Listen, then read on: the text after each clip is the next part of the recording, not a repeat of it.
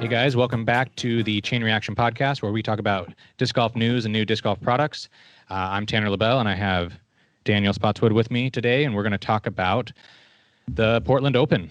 It was Yeah. the event that just happened in our neck of the woods last weekend, and both of us had a part in the tournament in some capacity. So we're going to try to share our experience with you guys all. Sounds good. So, Daniel, you actually were there before the tournament started, right? Yeah, I had the luck of actually helping out cutting the tee pads. Little controversy with those. So yeah, we had to cut 36 of them. So we had the 18 for the men and then the additional ones for actually it was 32. So the additional ones for the women's tee pad. But yeah, a little bit of a struggle, man. It was yeah, so they were cut by 14 feet by I believe 7.5, and then initial one, we got them laid down. It was pretty much first day. It took about 8 hours for us to cut them all and get them prepared, and then laid a few out. Came back the next day, and we set them pretty much all out.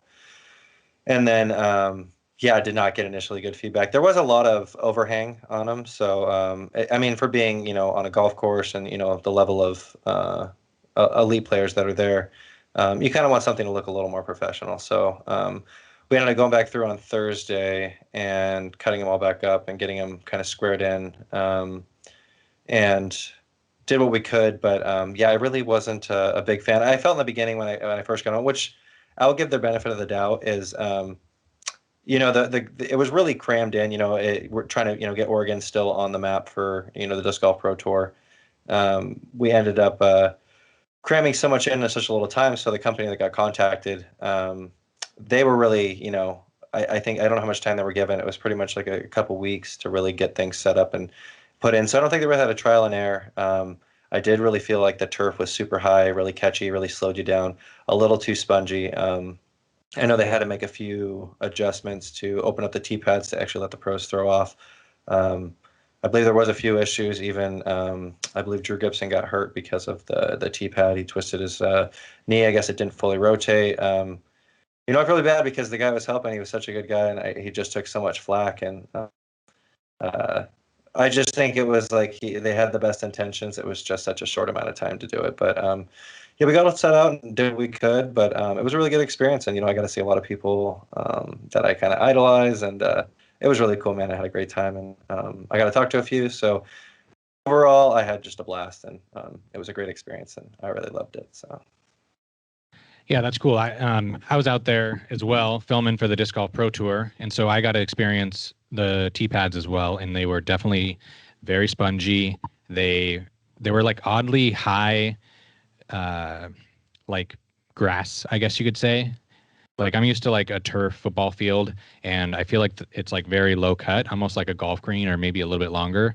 And yeah, the turf tee pads that were installed, that you helped installed, they kind of felt like grass that you would find like in Florida or like California where they have turf lawns, and it's like you're supposed to like resemble like a lush green yard. That's kind of what the turf tee pads felt like, because like I don't know, for me it kind of felt like I didn't use the tee pads a whole lot. I only got to play a couple holes at the end of the second day, and I didn't want to use the tee pads because I didn't want to hurt myself like Drew Gibson, because I've had that happen. And really? well, yeah, just where my lead foot doesn't pivot on solid ground. So Well, that's something. and like you said, with the rise on it at 100%, it's really restricting. Yeah, it's really restricting. And the thing that I kind of like took a note of is like the grass was so strong that like when your foot hit it, you kind of felt like you hit the ground already, but then it would go down a half an inch because it was like, I don't know. It's kind of like when you take a step. Sorry to interrupt. Yeah, we try to go back through and re-tack everything because there was a lot of movement. Like the T-pads really didn't stick too well.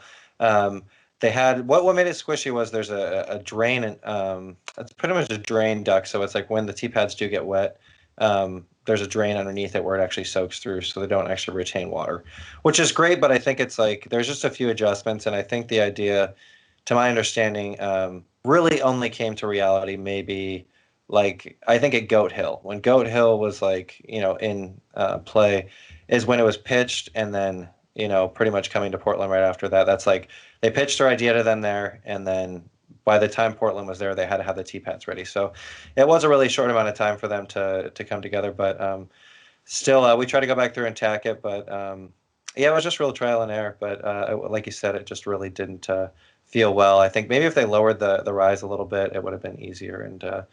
But I knew it was like I actually talked to Austin Hannum, and he really didn't mind. He said he really liked them. I know there was a few people when I was watching. I think it was Joel Freeman. His round, he was using them quite a bit still. So I didn't get everybody's feedback, but I think the adjustment we went through, I ended up talking to Mason Ford, and he actually really liked. So he had a few issues, but we went back through and fixed them. He actually said he seemed to enjoy them. So definitely hit and miss, but I definitely feel like it was more negative than positive. But hopefully, yeah, they get another chance, or they can just adjust to that. So yeah, fingers crossed for that company. Yeah, I mean, I definitely noticed that they were tacked down. Like there was like a 8-inch like tacked down area. It looked like around the outside, and so I don't think there's a whole lot of left and right movement, like you're saying. But yeah, the tee pads definitely felt odd, and I was listening to a lot of the pros on the tee pads during the rounds, and I didn't hear a whole lot of them saying they loved them. It was a lot of them saying like these tee pads are really slow. They're making my run up slow. My foot doesn't feel like it's going to pivot. And I think that feedback, like you're saying, this tournament was so rushed to get even started, because like if anybody watches Drum Ace coverage, they did a really good piece with Dustin Keegan talking about how right before Dustin started his tour, the West Coast tour, like 3 days before he was going to fly out to California or wherever his first tour stop was, Jeff Spring, the CEO of the Disc Golf Pro Tour, is like, hey, Dustin, we got this property.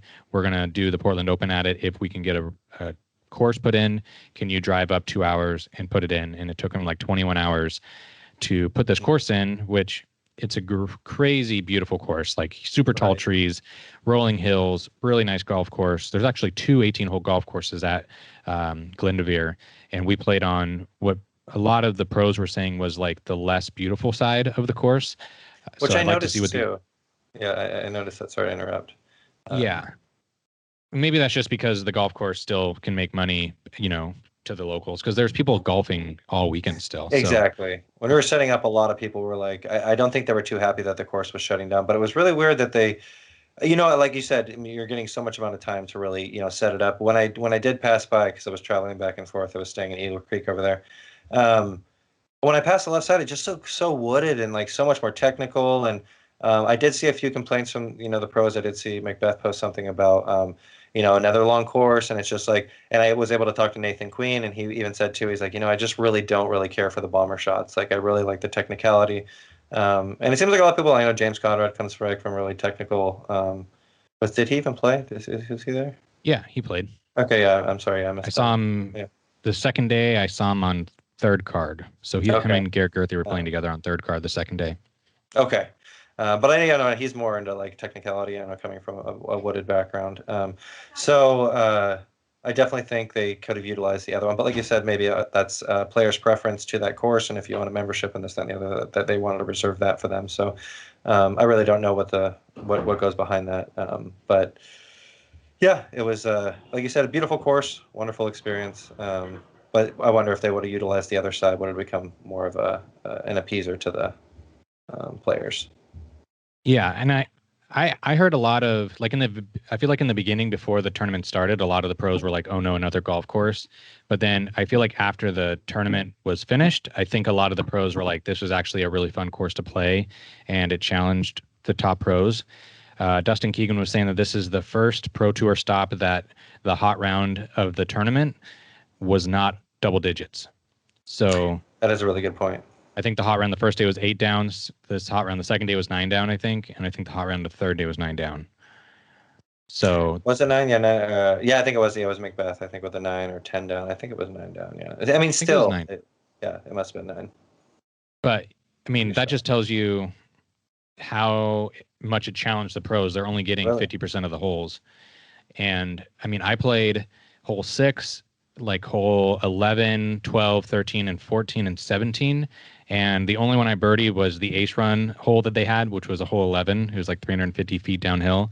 And I parked it between 2 sand traps. And, That was only one throw, and if I did a 3 rounds, I probably would have hit a tree or hit the sand trap. Yeah, So, right. in the other holes, I noticed if they're a par 4 or a par 3 that was over 450 feet, the best score that I could do as like a newly rated like 949 or something player, the best score I could possibly do like mashing my drives was par. So I think that's why you saw, if you look at the leaderboard, it's like the hot round is 8 down, but then like Dustin Keegan shot even, and then he shot 2 down, and then he shot I think 2 down the third day, and like Dustin's a really good player and he designed the course. So if that gives you an idea of like how difficult it played, and in Dustin's description of the course, he made the course long, yes, to challenge the biggest arms in the sport, because let's face it, like pros are throwing like 500 feet pretty easily. So if you're making a course that's like a bunch of 300-foot shots, I feel like they're just going to ace run all day and then make the 60-footer if they run past the basket. Right. So he made the par 4s challenging par 4s, and he made it so where like if you throw a 600-foot roller, yeah, you might have a mid-range approach to the green, but the other guy might throw a 450-foot bomb, and then have to putt if he wants to get the birdie. Exactly. And if you don't capitalize on either of those two shots, you're outside the circle and you're getting a par. And if you run it long or you fluff your upshot or what have you, there's OB greens, there's OB hazards, there's, OB lines. A lot of technicalities. So yeah, I don't know. I was impressed with what Dustin did and how it challenged the players, especially considering that the tee pads were put in last minute. And like you said, they had to widen the teeing surface to accommodate the players, I believe, after Drew Gibson got injured, because they didn't want anybody else getting injured. And I think there's a lot of concern. Exactly. So I want to say like the day before the tournament, or maybe the day of the tournament, they widened all the tee pads, and it opened up shots that kind of broke the course. Like a lot of the holes Dustin had played in the woods, which was going to be like a technical straight line shot through wood, like big trees, 450 feet down the fairway. And since they widened the tee pads, and some of the tee pads were actually moved by the Pro Tour from Dustin's original spot, since they widened the tee pads, they opened up like these big Anheuser lines or big roller lines that people were able to throw. Like totally, like 2. I think hole 2 was a really good example of that. Is like it was when I played it, so I never had that open, because I actually got to play the whole course. You played the whole thing? Yeah, I did play the whole thing. Dang, how tough was that? It was great, man. I snuck out on a golf cart. It was actually, I didn't want to walk that whole thing. So one of the guys set the tee pads up, who was actually playing in the tournament, and he invited me to come out and play with him. So we got to play the whole thing. I did birdie 2 holes out of it. I birdied 4 and I birdied 18. So those are 2 I was really happy about. Tough. Yeah, 4 was like a 65-foot putt. I just had my Roadrunner and I just popped it on the hyzer, and it just went out down center, and was a little bit to the right short, and made the putt, and I was like super excited about that. I honestly shot about like 7-8 over. And like you said, such technical shots, very big. I don't have a huge arm. I think I max maybe 400. So in reality of it, it really tested my abilities, and I want to say even like +4. It was kind of like when you played that tournament that Dustin put out at the other golf course. It was like nearly 1,000 rated. I think like +4. It was still, I think even there, it probably was 1,000 rated. So yeah, it was definitely, I knew a lot of people that went out there, like Kenny Shelton. He won the NUI. He was out there, and I was checking his score, and he's a phenomenal player, and I think he shot a +5 for the first round. So it's just one of those things that it really did test the abilities. What did you think about the rollers, like the roller game? I mean, it really favored to the, that rolling ability. It seemed like it was a more favored shot than any else on the course. Yeah, I mean, I rollers are tough, because I think of disc golf as a flying sport, and rollers don't really equate it and like equal into that. But the thing that I've tried to like tell myself is like, if pros can throw 550 feet, 600 feet, depending on wind in the air, like, how are you going to challenge them even more? And some pros can't throw that far. So the only way they can get that far is through throwing rollers. So like, I feel like the roller is like this, it's technically the way to get the max distance if you hit it right. depending on wind conditions, and like on golf courses, rollers are also really nice because the grass is really mowed. So I feel like if we played a similar course in length to that course, but it was out in the woods or like at Jonesboro or something where it's like a little bit less maintained, I don't think you would see as many rollers, and the course design would probably be a lot shorter anyway. But rollers are part of the game. You like there's nothing to make people not throw rollers. Like it's not part of the rules that you can't throw something on its edge. So it's kind of something that if you can exploit it in terms of getting more distance or making shot shapes, I think it's a fair game. Like not a lot of people throw thumbers or tomahawks, but it's a shot you can do. It's a way to get a different shape, and some people throw it really far and really accurate, and I mean, more power to them. And if you want to be a versatile player and be a pro that has every shot in their game, I think you need a roller. I think you need a good thumber. You need a good tomahawk. You need a good forehand. You need to be able to spin the disc right and left, up and down. So yeah, I think the rollers were cool. It's crazy to see how far rollers get, because like I know I filmed Eagle, and Eagle's rollers on 18 the first 2 days were the farthest shots I've ever seen. Insane. Yeah. I don't know if people understand. Watch the footage. Yeah, I don't know how you played 18. I don't think people understand. Oh no, it was. I was so surprised I even birdied that. I had a great shot. Like I was so lucky to get up to the left top green for my first drive, and then I bombed it out to the field with my crank, and just had like I had an upshot, probably another 350 away with my instinct, and just like parked it right next to it and just drop in birdie. But for him to roll it out, get down that hill, and then even just looking at the basket, I like you said, you'd really have to be there and walk the course to really understand and to truly appreciate that shot. But mind blowing, and I'm sure with you being there to record it, even more of an experience. Yeah, it was nuts. Like hole 18, you're throwing uphill like 50 feet, like up to these like mountains. If not more, if not higher, yeah. Yeah, and if you watch the last round, you'll see some players throw air shots, and they're throwing their max distance drivers on an Anheuser angle up the hill, and they're getting just to the top of like the flat area to where you can like see the long flat area to the next uphill to the green. So they're throwing it like maybe 350 on their first drive. Eagle is throwing like the Sky Anheuser roller, which I think somebody on Instagram or Facebook said that it was an 80-mile-an-hour throw out of his hand. So he's ripping a Cloudbreaker on an Anheuser angle up a hill like 50 feet. It's landing like 300 feet. So it's landing almost where the other guy's air shots are. And then it's cut rolling like another 400 feet up the hill. And then he does it again, rolling a disc, which I don't know how to throw rollers great at all. But he's rolling a disc and being able to control it going up a hill, which I don't even know the physics behind that, or like what a disc does when it rolls up or down hills, especially with the winds and things. But to even have a look at an Eagle, which he was like his birdie putts or his Eagle putts on hole 18, the first day the basket was in a little bit different location than it was the second 2 days. So there's a little bit of different, like they just put the basket in a different spot for some reason. So the first day his putt was probably like a 55 footer, I would say, maybe 60.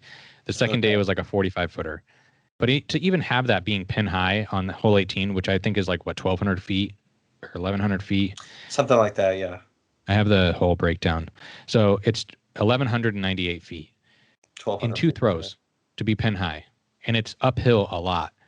It just blows my mind. Eagle's insane. And I don't think anybody else was even close to getting Eagle looks on that hole. Another thing that I was in awe of is I got to film Ella Hansen's final round with Paige Pierce. It was a lead card. And Ellen's a friend of mine and works close with Uplay and Zoe and Dustin. And she mashes backhands. Like she throws as far, if not farther, than I do. Like her bag is like a degree more stable than mine. Like every single disc she throws is like a tick more stable than what I throw. So like I have a ton of respect for how much she crushes. And she threw on hole 14, which is one of the harder par fours, she threw a 549-foot roller. That's insane. Yeah. And I mean, I played that hole in practice, and I threw 3 drives, and I took my best drive, and then I threw 3 more drives from that spot, and I wasn't even close. Like, she was 100 feet farther than I got on 3 of my best drives, and one of them was a roller. That's insane. So it was also crazy because like you're filming Paige, who crushes, and then you're filming Kat, who crushes, and I want to say, was it Jessica Weiss was on the lead card the final day? But you'd have to tell me. I'm not sure. I think so. But so you're going up, and as the camera guy for the last day, I was the reaction cam, and so I was like getting in front of the play a lot, unless the fairways got wide, and then I was like a throw cam depending on where players were. So I'm like running ahead of everybody, like getting in front, filming Paige throw, filming Kat throw, filming Jessica Weiss throw, and then I like turn around and I still can't even see her disc. It's like not even in eyesight how far Ella threw from the other players. She outthrew him by like 150 feet. Wow. She was rolling a DD3, like a flippy DD3, but still. Okay, but it's like still, yeah, that's crazy. And that's the thing is like you were saying, for her being such a new player to this sport, like where she's gonna go, that's exciting. Like, yeah, I really hope that Discmania gets behind her, or after this year, if she ends up re-signing with a different company, or if she renegotiates this year. I think she's a person that people want to see. She's a new face. She has a big ultimate background. She is a strong proponent for like growing the sport and women in the sport. So I think she's a good person to like get behind. And I feel like Discmania is missing out if they don't give her a signature disc, or they don't hype her up as the next Crush Girl. I don't know. I feel like they need to get behind her a lot more, or they're missing out. Because I think she's a great ambassador for the sport, and she's already keeping up with Kat and Paige. Yeah, she's making moves, dude, for sure. She got third this weekend, tied for third, and then she got third at the U.S. Women's, and she literally just started playing disc golf like a year and a half ago, and playing competitively in open divisions like a year ago, I want to say. So wow, it's insane. It is. I mean, to be that, excellent. It's kind of like Brody. Same thing. It's like, coming from his ultimate. I mean, like, probably some great direction, but you really got to put it on him to be like, how do I want to excel? Where do I want to go? And like, even at the Portland Open, he still shot really well. I mean, there was, even when he did Goat Hill, he was like, it was early. I think something was posted online, like, Brody Smith's in the clubhouse with, top rated round, but I think there was some other, like with 14 or 12 down. I can't remember what it is, but still, I mean, for these people coming into the sport and being so new to it, and excelling the way they are, it's like, wow, it's very exciting to see where they go, and I give them all support. Yeah, sorry. You're good. Yeah. Talking about Brody Smith, he played really well. He had like 100% circle one putting, which the whole round. Yeah, I think all 3 rounds. Was it? I'm not sure if it was all 3 rounds. It could have been, but I know for sure it was the last round, and that just, I think, tells you. I mean, there's a lot of like, I don't know, I guess you could say hate, or a lot of talk about Brody coming into disc golf. I, for one, think that it's good that he's in the sport, because I think he brings bigger sponsorship eyes, and I'm with you on that. And he has like a business mindset when it comes to promoting the sport and getting bigger sponsors, and what we need to do to get players more money from their purse. And I don't know, some people don't agree with all of it, but the fact that he's like starting the conversation on those type of things is important, I think. So I like having Brody out there. One thing that I noticed about Brody and a couple other players, because our media room for the DGN was right next to the driving range, which was the warm-up area for all the pro players. Okay. Brody is a big dude. Like Brody's like 6'4", like 220. Dude's like a linebacker. I was like, when I saw him too, I was like, oh my god, he's like 6'4". I'd guess 6'4". He's built. Yeah, he's a thick boy. Like like he's got some muscle on him. Because like when you see these guys online, it's like, okay, Brody's a big guy. He's throwing 550, but then you see him in person, it's like, oh, that's why I can only throw 400 feet, because I'm not like jacked and 4 inches taller, and like obviously there's like an athleticism level that he has that I probably don't have, unless I was playing ultimate my whole life like he was. Yeah, no, and it's crazy to see. I mean, yeah, and it's kind of funny when you actually see pros in person too. I mean, yeah, like Calvin, super tall. I mean, Eagle too. I mean, they just there. And then some people are shorter than you see too. It's like it's crazy, but I want to say everybody I met, they were super friendly. I ran into to Kat and Austin Hannum a few times, and Ricky was with them, and very just welcoming and warm, and just like everybody was just super friendly, and I can see why it's just such an addictive. It's just so exciting to be at those events and around everybody, because you can just see the excitement and the generosity, and just everybody enjoys each other, and it's always a good atmosphere. So I was excited to see that. Yeah, it was really cool. I tried not to, like, I guess, fangirl out or fanboy out as much as I probably wanted to, seeing all the pros. Like, after Simon's final round, he hit golf balls in the driving range, and that was pretty sweet to just like see Simon just hit golf balls into the driving range. Like, that's something you would never think you'd be able to see. And then seeing Thomas Gilbert drive, I think I posted on my utility Instagram. That was really cool. Yeah, that was when Simon was downstairs, and I just heard Thomas Gilbert crushing drives off the top, and I was like, Thomas is up there? And they're like, yeah. I'm like, man, that'd be pretty cool to put on Instagram or something. And they're like, Thomas, hold up, don't throw your bag. Tanner's gonna run up and film you. He's like, okay. So like, super nice. Yeah, it was really cool. And he was like talking to me the whole time as he's throwing, and I was talking to some other people. I met a lot of great people. Like, talked to the Johnny Disc Golf, Corey Morrow a lot. I talked to a guy named Dustin Wolf who has a YouTube channel called Ledger Disc Golf, which I've never heard of until I met him. But he's from New Jersey, and he's a really good like videographer, I guess editor, because he's probably editing his own stuff. But he does like really good like player profiles. So if you go to Ledger Disc Golf on YouTube, I think he has 1,100 subscribers, and he has really good content. So like, if you're into disc golf and you're wanting to see like some more behind the scenes videos on like Thomas Gilbert, Haley King, he did a nice piece on like the New Jersey like championships, I want to say, talking about the course and like putting it in. Really good stuff. Like, I would say Joma's level stuff. So if you watch like the little profile pieces they do before tournaments now, like with Dustin Keegan, and I think they did one on Simon coming back. He does that style of videos on Ledger Disc Golf. So really cool. Yeah, that's interesting. I want to look into that. Yeah, I was talking to everybody, and to come back to Thomas Gilbert, I was like, does Thomas just like try to get into videos? Like, is that a thing that he just like tries to do? Like, whenever he sees the camera, he's like, I need to go out and be in the background somehow. And the general response that I got from people, because there's a bunch of us around, was that Thomas loves disc golf. Like, he gets done with his round, he's back watching people play. He's playing a practice round, he's back on the course watching other people play practice rounds or following their cards, or he's just like, cool.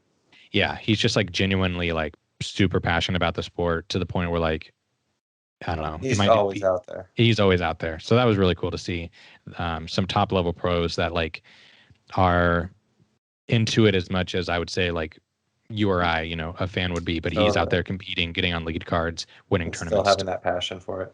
And that's good to hear, because like, I've never had the issue of like, when you mix work with pleasure, sometimes it can actually, become overwhelming, and maybe you don't appreciate it as much, but like, it sounds like he just loves it all around, and that's so great to hear, and he seems like such a nice guy too. I watch him from your videos, and just for him to like, yeah, I'll just have him come on up and then just BS with you. And you always see him in the footage, and Gatekeeper and stuff. And he just seems like a funny guy. Or, they'll be playing the round, and like, he just pulls up in his car or whatever. And like, oh, Thomas is here. And it's just, yeah, he seems like a joy to be around, man.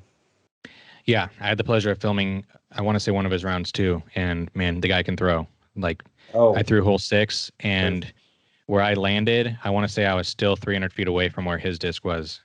Like, I was throwing like a full on shot over the bunkers on hole 6. If you guys go and watch it, for my shot as like a 950 rated player. And then he was like pin high throwing like 90 degrees towards the basket. It's just like, there's levels. It's just like crazy. It is. Yeah. Him and AB, I think last year at Goat Hill, blew my mind just watching that footage. And just how much they can really throw. I mean, it'd be like, these par 4, par 5s, and they're like mashing like 650, if not more. It's mind blowing. And yeah, like you said, there is a certain level of expertise where it's just like, sometimes you think like, oh, that guy really throws far. And then you go to the pros and you're like, oh my God. Okay. Yeah. No wonder you're pro. Yeah. Like Simon, I mean, if you look at all the coverage, they're saying it's like 80% Simon, because he was not throwing hard. Like, he was still mashing. It looks like he's not throwing hard, but he's still keeping up with everybody. So, right. Yeah, it was definitely like a super great experience. I get a film next week in 2 at the Resistance Disc Open on Sunday. So Yeah, so I'm looking Oh, forward to nice, filming. dude. You're going out there too. Oh, that's great, dude. That's super exciting. Yeah, I mean, I'm lucky enough to be asked to, be a cameraman working on the tour with the tour peeps. So like this whole last weekend was like, I don't want to say a dream come true, but like one of the better experiences, especially in disc Yeah. golf that I've had. I mean, how And exciting is that for you? I mean, you're really doing what you love, and you have a media background. So, like, what's the experience been like overall?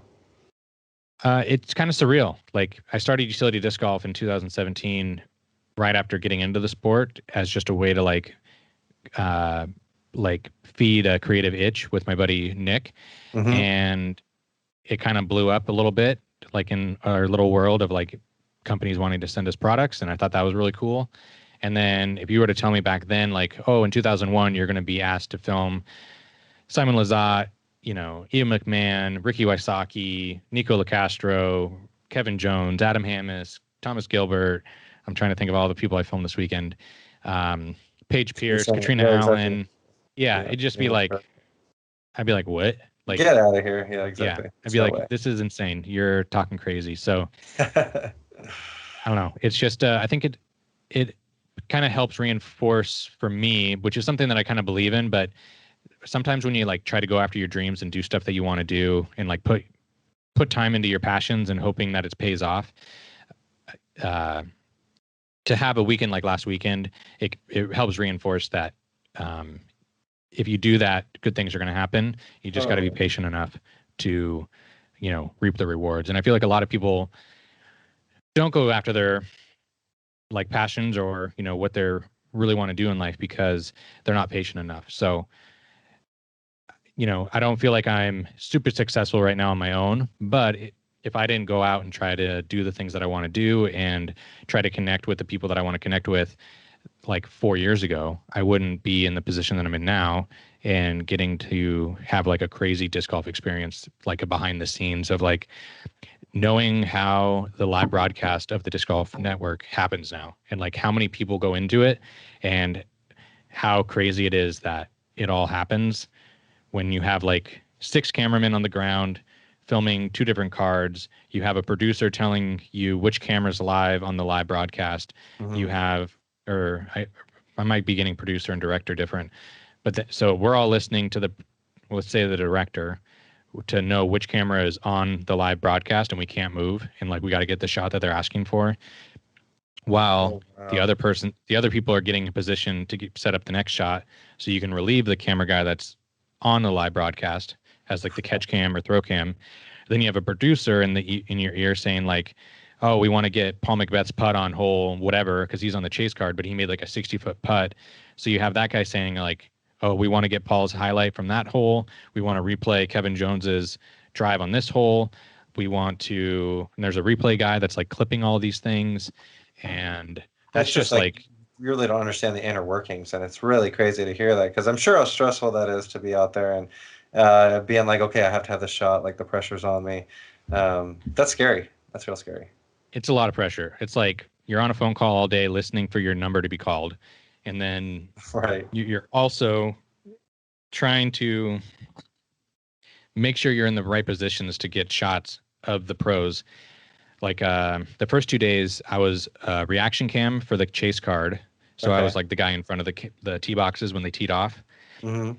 for like the first 6 holes, and then after that, the 2 guys that I was with, the tee cam and the catch cam, they went to go film. I want to say the female cards, like the FPO Okay. lead cards, to kind of set up that production. And so they just like left me on an island. They're like, okay, Tanner, you got the chase card with Kevin Jones, Thomas Gilbert, Adam Hammis, and blah, blah, blah the second day. And all those guys I think were in the hunt.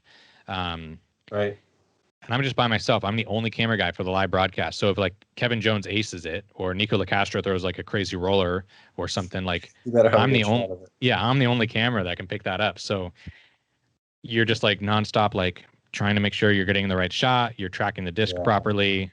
It's and then the things that I shot weren't on the live broadcast the first 2 days all the time, but I'm filming Kevin Jones who had a hot round that day, and so the producer's telling me like, okay, we just want we're kind of focusing on Kevin Jones right now. So let's prioritize Kevin Jones. He's having a hot round. So I'm still trying to get all the shots, but I'm kind of like hovering, near Kevin the whole time, trying to make sure I get his shots. And Kevin plays so fast.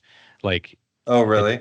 It's funny how, I don't know, just like playing a couple rounds with people during a competitive round, how you see what they're like on the course. And so like Kevin's pretty quick. He was nice enough to like tell me that he was going to throw a couple times because I think he knew that I was like shadowing him. But that's nice of him. But yeah, there's a few holes. You hear the story with Nico. Nico always takes his time, and I'm sure when you film Nico too, it's like you see the different dynamics. I know Michael Johansson. Sometimes I see the recording of CCTG, and it'll be one person's done, and the other person walks right on the tee pad. It's Michael Johansson just chucking right off. So I'm sure it's like getting those shots and being ahead, like you're saying, you're having to run up and do so many things. I'm sure you're reaching a point of mental exhaustion as well as physical exhaustion, and then you're really just like so stressed about getting the shot accurately. And there's a lot that goes to that, Yeah, it's crazy. And that's just like the back end side. Then you have like Terry Miller, Philo, Elaine King on the broadcast side with Nate Doss, Valerie Jenkins, Jamie Thomas. Those guys are all like taking what is happening like very in the moment, like clipping between cameras, and they're talking about it in real time as things are being clipped. So it's like, I don't know, it kind of just blew my mind how many like pieces are moving to make the live disc golf broadcast happen, and how good it looks for how many pieces are being juggled at the same time. Not only that, but like the first day I got to film alongside the Jomez crew. Second day I got to film alongside the Gateway crew. A couple times I got to film alongside B-Dub Pro, which was kind of cool because they're a Southern Oregon film media company on YouTube. Okay, yeah, they do sales and stuff like that, right? Yeah. And so they were filming the chase card, I want to say, for the FPO. And I mean, they're booking it just as much as everybody else, like there's a lot more respect that I have for disc golf media. I mean, I had a lot of respect for them in the beginning because I've, done disc reviews and I kind of understand what goes into production, but to be out there and next to them and like seeing it all go down, like, it's insane. Like there's so many things that go out, like that have to take place. And there's so many people behind the scenes that bring disc golf to the world that, we wouldn't be here without the media crew. Totally. I mean, yeah, it's crazy. It's just like, it's a crazy experience this weekend. How was it being with the players? Like how was your experience around all the pro, like, being there? How's their game? What are some of the tactics you felt like you took from them, if any? Well, one thing I thought that was interesting is like I filmed Nico twice and I filmed Eagle McMahon twice, and it's kind of funny. Like Nico's kind of known as a rager on the course, and I feel like he's gotten a lot better lately. And I respect him a lot as an athlete just because you can tell he's like working on himself to like, control that passion that he has on the course. Right. But sometimes it still leaks over, which I get. But after every single round that he played, like I would go down for a break after the round, and I'm in the media room, which is next to the driving range, and Nico's out there for like an hour driving, putting after his round. Like the course is one of the longest courses on tour, if not the longest, and it's I believe it's the longest. Yeah, I believe it is the longest, which is insane. I mean, thankfully I had a cart, dude. I can only imagine playing that whole round and having to walk that whole course. Dude, I want to say like a round and a half-ish every day. Oh my God. More on the last day with no cart. You know what the trek that goes to that. It's a lot. For sure. But that being said, like Nico walked it too and played the first round. Like, and then he goes back out there. Yeah. And then he goes back out and he's just like on top of his game again. He's like, man, I missed 2 putts, and he's putting for an hour on the practice baskets. He's driving, nonstop. Like the dude has some work ethic and he puts the time in. But good on him. I was kind of concerned that I was going to get punched a couple times on some of the holes. Like, as the reaction cam guy, like your job is to film the players throwing. And like, if it's a roller, you're trying to get their expression of like, oh, is it going right? Is it going left? Or like, sometimes you'll see like Simon, like put his hands up or like put his hands in his face, like all the things that give the personality to the broadcast is the reaction cam guy.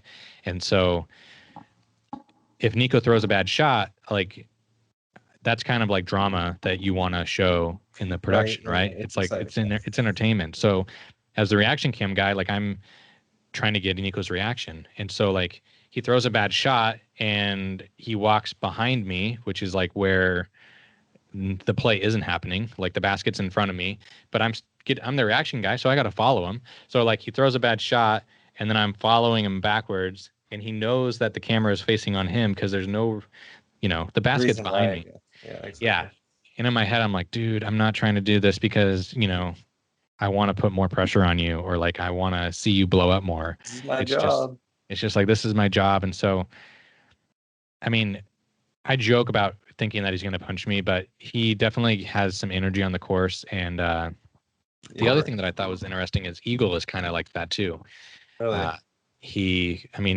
I'm sure people saw some of the stuff on, online, like throwing his whale sack and kicking his minis after he misses putts. And we kind of saw this 2 years ago as well with his broken hand back at Blue Lake. Well, I think even before that, when him and Drew had that playoff, like he had the win pretty much, and he missed a 15-foot putt. I just and then it kind of cut away. But I think if you watch the live version, he got a little upset. But I mean, he's a young kid. I mean, it's like you said, he's still dealing with it. And I think he's come a long way. But yeah, seeing it firsthand, some of the things you don't see on coverage.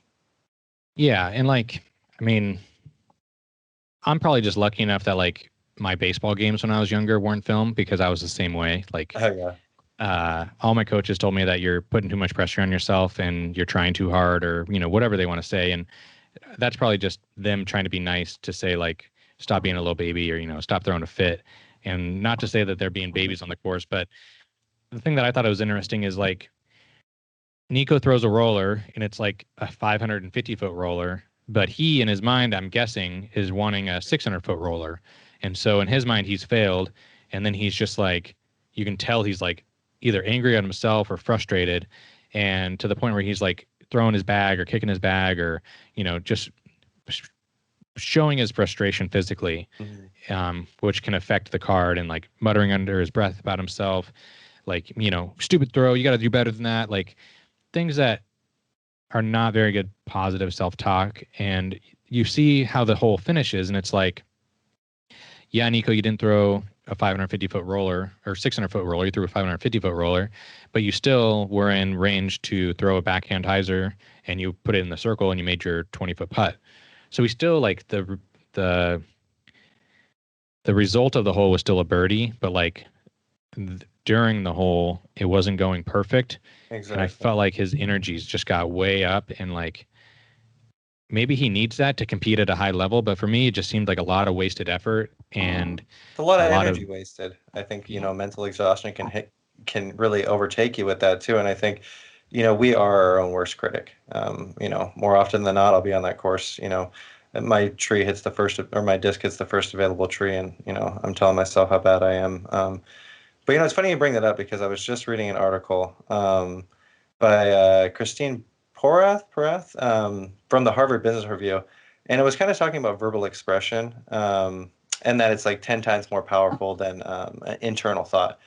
So if you express something negatively through verbal expression, it has, or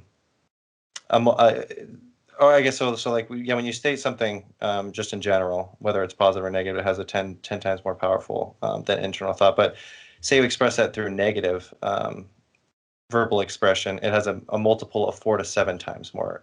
It's more powerful than positivity. So if you think about it, I say something out loud, it's 10 times, but if it's negative, it's 40 to 70. And how often do you think that really translates onto the course? When, more often than not, I'm not like, when I have a bad shot, I'm not like, oh, next time you're going to do great or whatever. It's more just like, you suck, you're bad, like what's wrong with you, whatever. So you really don't see how much that translates into like, the effect of your round, when more often than not, we're always putting ourselves down. So it's kind of crazy to see like, her take on it, where if that is the case, when, they broke down the study, and I'm not sure if it was peer reviewed, but in general, yeah, I've really been trying to change that on my game after reading that too. It's and it's been great. It's helped me out.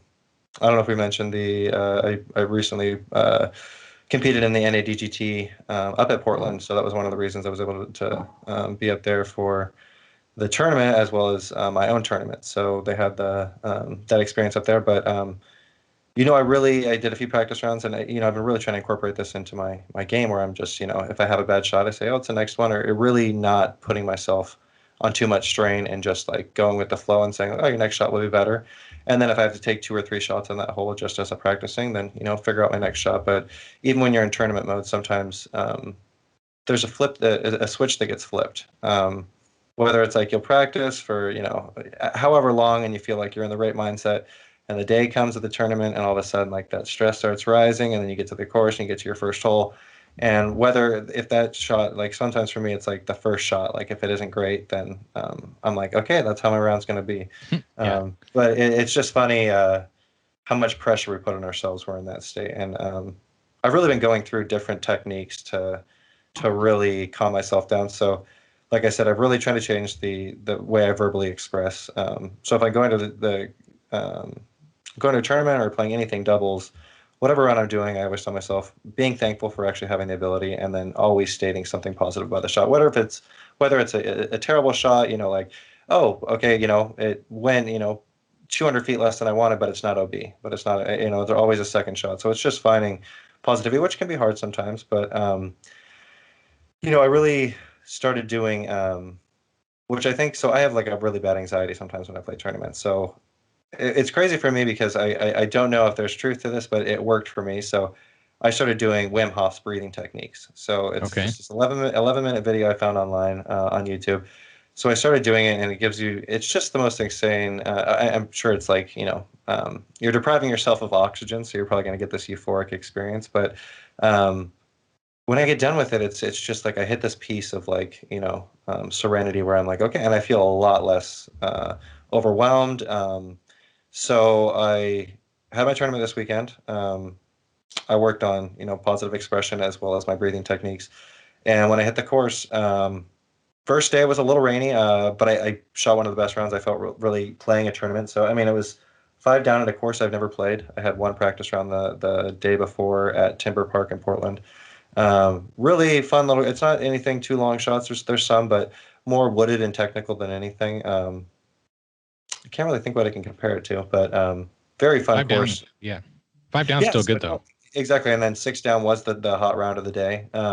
So I really wasn't far off. So I knew coming back into the second round that I thought I'd go for the second, just do the breathing exercises and just like positive affirmations and just meditate. And I just get a really good hour stretch of just like not, feeling any, too much, just really taking it slow. And I think for me, I really like teeing off later. So both my tee times were like noon and 1. So I had the whole morning to really get like a good meal in and just feel really grounded, and then have my stretch and have like, just time to myself to really collect my thoughts. Whether if it was an early round, just getting up a little earlier and doing that. But by going through that, so the second round came down. Had a little bit of a hiccup in the beginning. It was funny. My sister, she's just super sweet. She tried to come out and support me, but I was on the second hole when she got there, and she really doesn't know the course. So she's like, I'm here, and I'm trying to guide her to us, and it's like starting to overwhelm me, where I'm like, I can't. I see her, but I don't want to yell because people are teeing off, and I'm on my car. It was just a compilation of so many different emotions. So then I start getting like, you want a task to be completed, and like it's in my mind that I'm like, I wanted to get her here, but I ended up just having to like have her split and just be like, hey, I can't really talk to you right now. If you can't get to me, I'm sorry. I'm gonna have to finish my round. So, but it really did put me in a funk. But then I just came back to just the power of positive expression and just like not letting that overwhelm me and just taking a deep breath and working on my breath work. And I ended up shooting, it was in the beginning, like a few bumps, but I just realized like that isn't my round. You'll have good shots.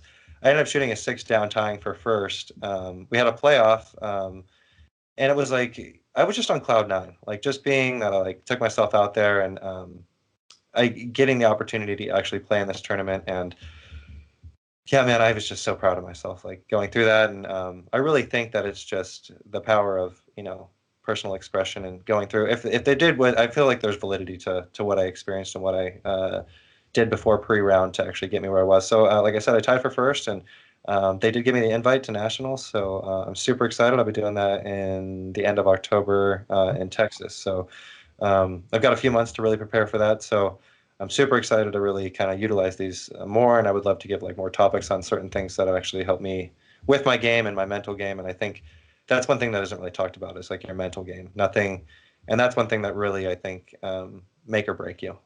If you're so hard on yourself, then it's more of just a negative result. And sometimes you just got to go with the punches and just know that like every round's different, every hole's different, and don't take anything, because I know sometimes you'll be in those putts like I just missed a 15-foot putt and the next hole comes up and you're like, oh man, like last hole I missed a 15-foot putt, hopefully it doesn't happen again. And it's just like that stress gets added. But it's like just going back to your focus of being like, I practice in my backyard for 2 hours a day, like you were doing 15-foot putts, and just like coming back to like knowing your motions, knowing your methods of like finding that repetitive trigger that's going to help you achieve your goals. So it's been a good experience, and I'm super excited to see where it's going to take me. Sorry, I'm just literally ranting away there. No, dude, that's sweet. I mean, I follow. So I know of the Wim Hof method, and you said that it's limiting your oxygen. I thought it was like over oxygenating. So what I'll say is like I think you're right. So in the sense, I am over. So like like when you're a kid, you'd blow up a pool, or blow like a raft, and you get like this really euphoric head high of just like, I don't know if that ever happened to you, but when I blow up a pool as a kid, I would just get like this really like, whoa, I feel really weird. So I'm doing, like you said, it's over oxygenating, but then the first hold is a minute. You hold your breath for a minute, which in my mind, I'm like, there's no way I'm holding my breath for a minute. But then like you hit this point of like calmness where you can just start feeling your heartbeat and just like bringing everything down and just like focusing on, your hands and your head and just like your emotions of just being like, everything's fine. Like I'm just here in this moment. And then you go back to breathing, and then you go back to inhaling, exhaling, inhaling. And it's just, you're trying to get into like a circular motion as much as you're filling up your lungs as well as your chest, your stomach, and then exhaling. And then the second one's a minute and a half. And then you go for the third trial, and then it's another minute and a half of holding your breath, which it's really weird because like there is points of like oh my god, I need to breathe, but it's more you just get into that like relaxation. And then going through it, it's kind of like overwhelming because you're like your body gets like this buzzing of like, I can't express it unless you really experience it. So I'd say do Wim Hof breathing technique, check it out on YouTube. It's like 11 minutes long. It's the first video that pops up, but it's this buzzing of just like I'm sure it's the blood circulating through your veins and the adrenaline in some senses of holding your breath. But you hit this state of just ecstasy of just like a really nice, peaceful understanding. And I think it really brings you back to the moment and, helps you cope with, stresses and stuff like that. So I'm going to be on the look for different things, whether it's, food for grounding. I know he talks about cold showers and stuff. So like I said, every week I like to bring something else to like, the table and, share my experience with it and, what information I found on it. So this week I'd love to, that's funny you brought up with the, positive and negative expression verbally. So it's funny to see that with the pros too, and I'm sure that's always something.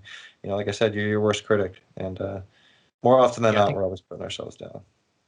Yeah, I think you should be hired as like a, what's it called, like a mental coach for some of those players.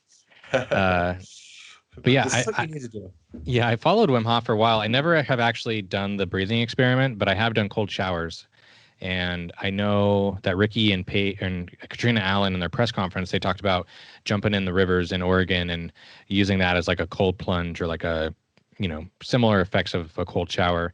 It sounds like the Wim Hof method is more of like I'm going back to my health science days. I want to say it sounds like it's like a nervous system reset, like exactly. I want to say sympathetic nervous system. It might be what's a different thing. I might be totally talking wrong. I'm with you, man. It's hard to. I get you, but I know that they stated that it reduces stress, blood pressure, heart rate, depression, fatigue in the body. So there are a lot of benefits to breathing techniques. Whether you are in it really, it's like 11 minutes a day when you think about like watching a YouTube video or whatever it is. It's like it really isn't that long, and I feel like the effects and the benefits I get from it outweigh just any amount of time. I really like. I've been doing it every day since, and it really sets my day off to a great start. And I think it's just a much more appreciation, and it's just thankfulness for having the ability to even I think it just brings me more to a grounding of like appreciation for my body and my abilities. And far too often too not we don't have appreciation for me going out in the course and having the ability to play and, play to my extent, my potential, and, and I just need to be more thankful for that. And I think this is like a great way to really have self-recognition and appreciation. Yeah, it kind of sounds like it's kind of, I would say the overarching theme is like mindfulness, like being mindful of your body, being present, knowing your breath. I feel like with mindfulness, there's a lot of like breath breathing because it kind of like centers you into like feeling what your body is doing in the moment and not being so in your head. Because like as a person that has a lot of like anxiety personally, I feel like I'm like overthinking all the time, and I'll have to start the Wim Hof method. And next time we get on the podcast, I'll have to see if I have any like and like if you have a tournament or a round coming up, whatever it is, just like give the 11 minutes. Say you pull it to the course, 30 minutes early. Give it the 11 minutes in your car, just sitting there breathing for a second, and like see where. And I really, I'm going to swear by it because I feel like it really works for me.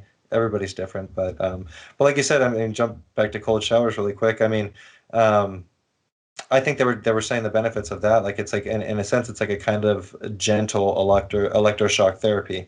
I think it sends electrical impulses to the brain that can jolt your alertness, clarity, certain levels like that.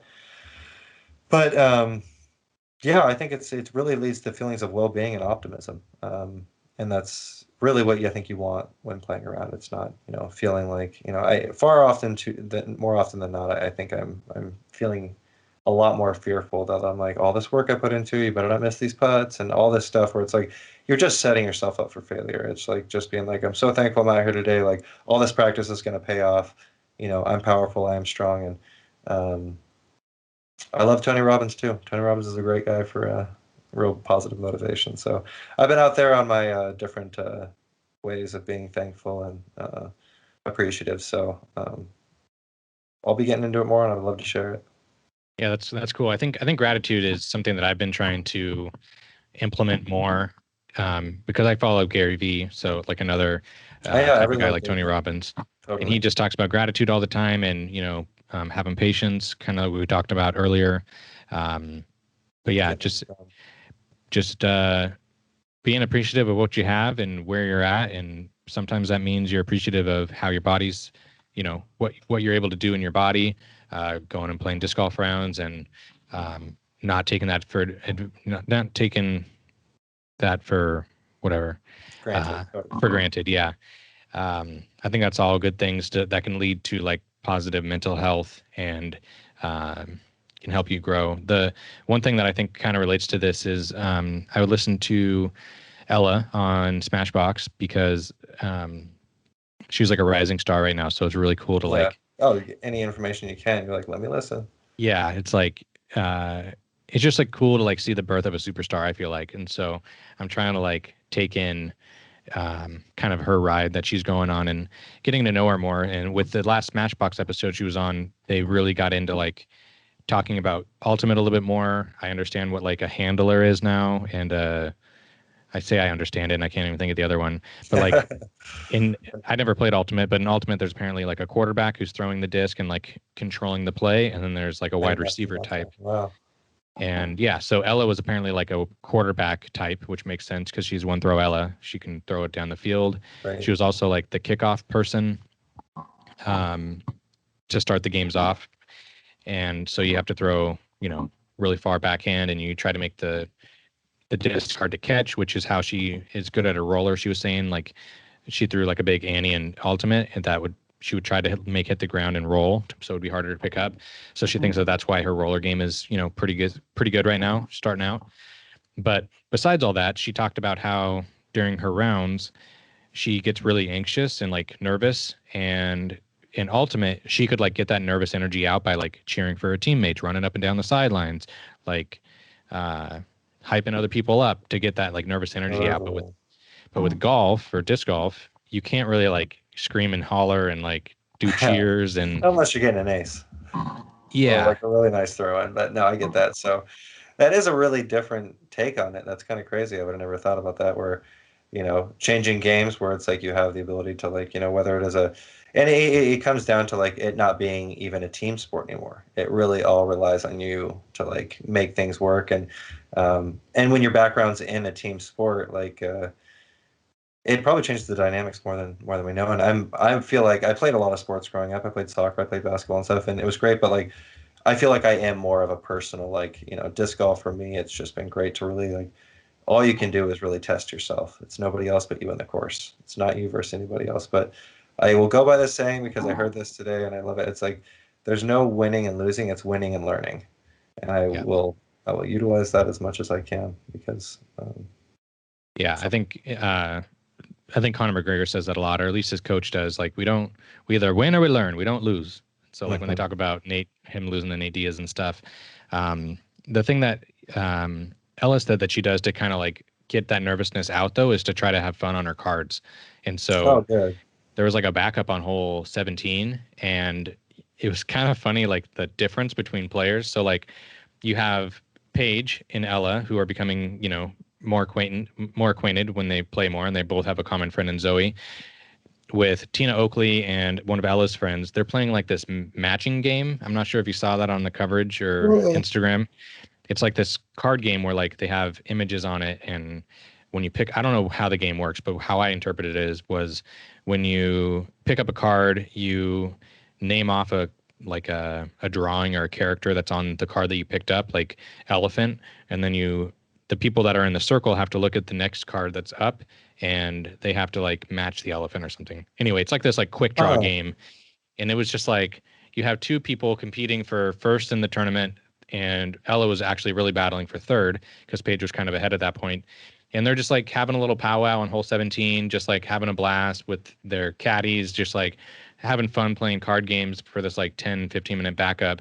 Um, so I thought that was really cool to see. And then listening to her say like, I do the best when I'm having fun on my card. So it's either I try to make myself have fun, or I try to have fun with the people that I'm playing with. And so she was oh talking about Paige and some other people that she's played with, where they're kind of just like more carefree and not as serious, and just kind of, I don't know. From the way I interpret it is like her bringing that like uh, that sense of camaraderie that she had in Ultimate to the disc golf course in a way that's like acceptable in individualized sport where you're competing. yeah. So But it's crazy, and I think, it's like when you play a tournament and you have a card makes, I think we talked about it previously, but I think the card makes so much difference in your round. If you have somebody who's, very stressful and, overwhelming and, taking their shots, a little more personal than you would take your own shots, and that vibe starts rubbing off on you, it can really affect your game. But when you have people that are just so welcoming and exciting and, want to bring a different aspect to the game, whether it's like playing a card game or something else that's going to take your mind off the stresses of that situation and bring some, light to the situation, it's like I encourage that, and I think that's great. And I think that should be more supported because far often than not, it's like you get in this mindset where it's like you're just so overwhelmed with your expectations for yourself because you're putting everything on the line of being like, I want to excel. And I think it's like if you go out there and you just give 110% and you've given your all and you weren't slacking, it's like that's winning in my point. It's like regardless of what, I mean, granted you want to shoot well, but it's like if you're giving everything you can and you're not cutting corners, and I feel like that's winning in my book. I think you just take yourself out of that comfort zone and just give your 110, and whatever happens, happens. But just be thankful that, you were there and you did it.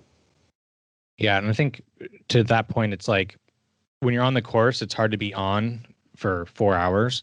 So it's like giving 110% for that throw, and then resting until your next throw. There was something that I heard on some podcast. I can't remember. Maybe it was Smashbox, but they were saying that like Ken Climo and Dave Feldberg were playing around, and Dave Feldberg was like, "Man, I'm just so mentally exhausted after my rounds." And Climo said, "That's because you're thinking about disc golf when you're disc golfing." He's like, "I just think about disc golf for my shot, and then I'm not thinking about disc golf until my next shot." So he's like, Oh, compartmentalizing wow. when he's 110, when he's focused, and then he's, you know, not trying to stress his brain out or overthink the next shot until he Totally. gets to it, um, We don't which I really think know is if you have good. that mental aware, like, saying that over in your head too. It's like when you're focused on something so much, it's like we don't know how much that mental capacity we really have to generate. And then by the end of your round, you've like just exasperated all options where you're just like disc golf, disc golf, disc golf. And at the end of it, you're just like, I'm exhausted. And it's like, great. It's like really working on that mental capacity of being like, focus on disc golf when you need to. And I think that's actually really powerful.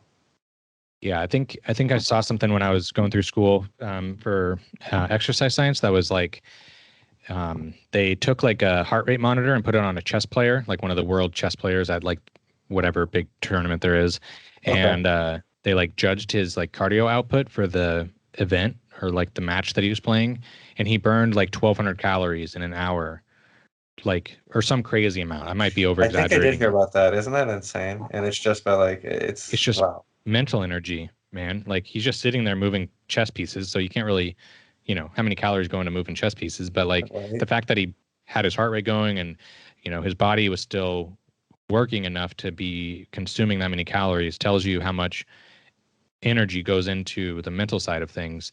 Um, so, I mean, a lot of people say you got to have a short-term memory, and I think that kind of basically just tells you like you can't do anything about the previous shot. You can only focus on the next shot. And in between those shots, you should not be overstressing. You should be trying to relax yourself enough to where you can really, commit 100% of your effort into the next one. So, but yeah, I think all this stuff is really good. And I mean, I'm not sure at the top level if that would help the pros, or maybe they've already figured out what makes them tick. Maybe. Yeah, I mean they've got it figured out to some extent. So but then like the sport's growing and there's different aspects to take and even looking at more professional athletes. I mean, not saying they're not professional, but they're just like more elite sports. Maybe there's things that LeBron James does or Michael Jordan did or you know anybody. I mean, UFC fighters and stuff. I'm sure the stress that goes with that, being in the ring with somebody and beating the crap out of each other, and that's more of like, I think the worst thing that could happen to you on a disc golf course is probably getting hit with a disc. But with them, it's like you're going in and you're risking your life. So it's like, I think it is looking in every aspect of like,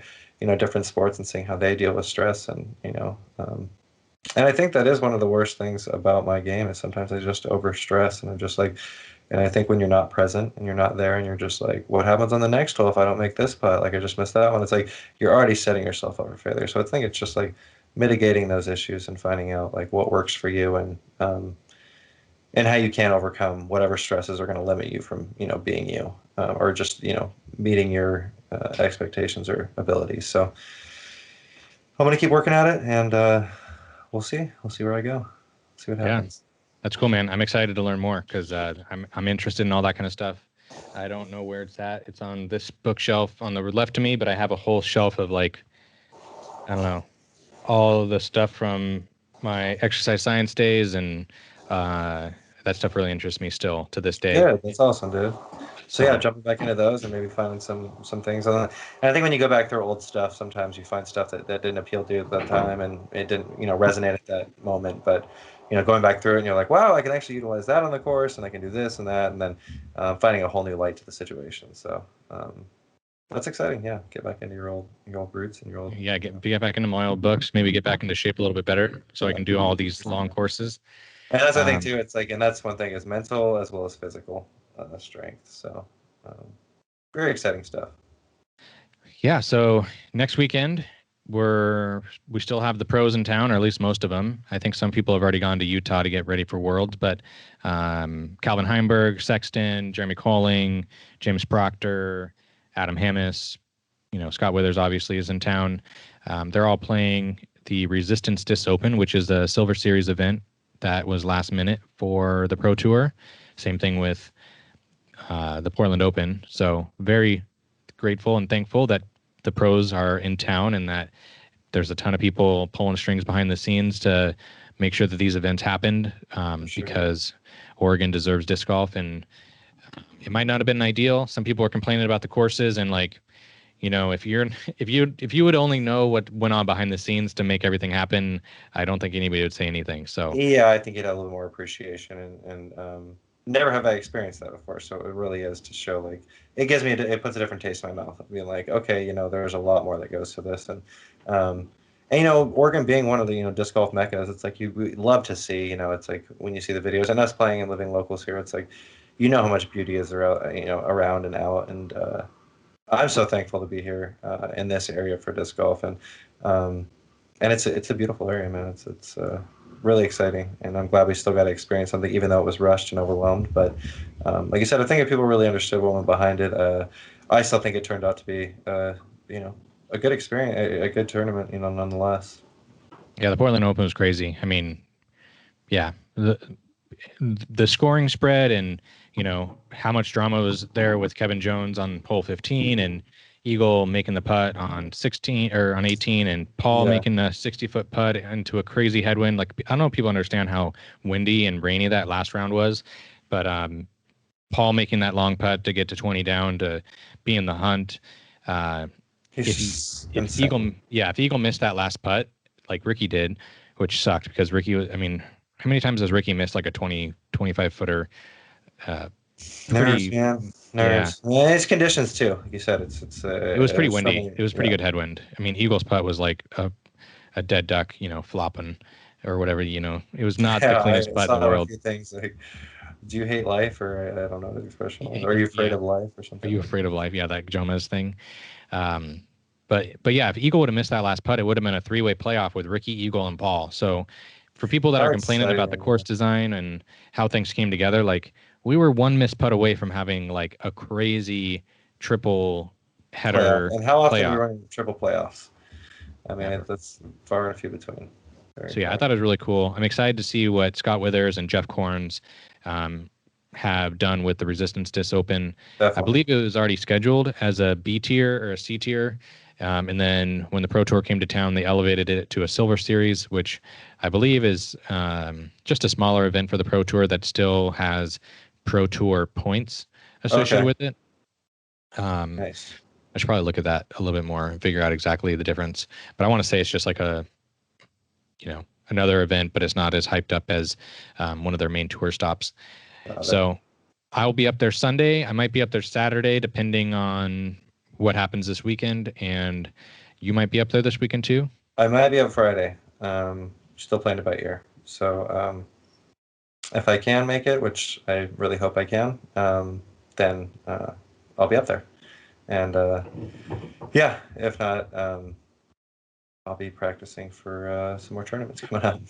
That'd be sweet. So next time we do the podcast, we will talk about the Resistance Disc Open, I'm sure. Sweet, and maybe we'll have some more things that can help people improve their games, either mentally or maybe some new products.